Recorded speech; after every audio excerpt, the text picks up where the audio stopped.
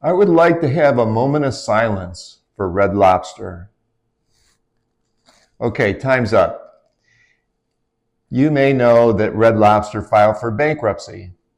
And they have a problem because they are $1 billion in debt and they have $30 million of cash on hand.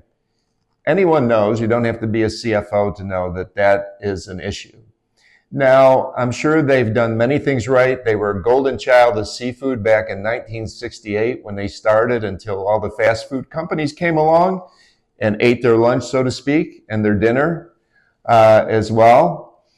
But then they came up with an idea and they started doing it in a monthly basis or a short period of time, maybe 2 weeks.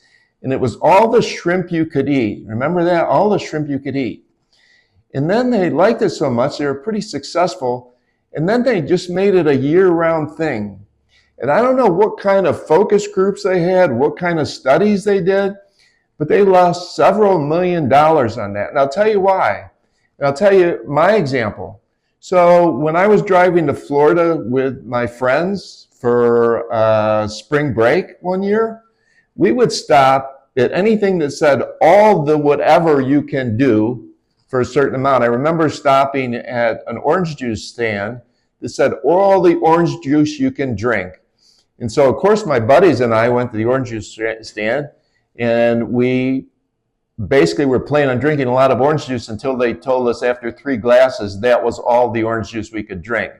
But no matter, what happened was, according to NPR and some of the things I read, is people would go there, probably college students, and they would stay most of the day and just keep eating shrimp. They were basically loading up maybe for the whole week or two. So this is just to say, like, sometimes you wonder why companies do what they do. And I'm sure that they had their reasons, but didn't someone see that people were staying most of the day and eating shrimp?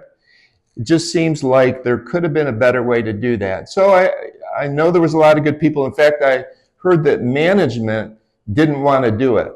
Well, then who the heck decided to do it? I don't know, but they couldn't convince them not to do it.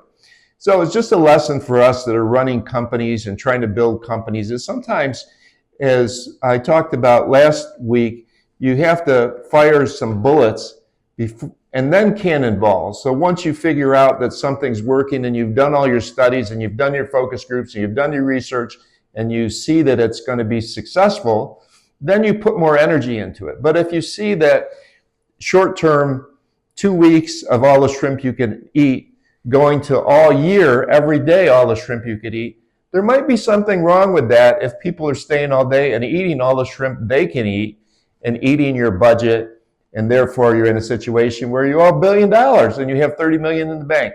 So good luck to you, Red Lobster.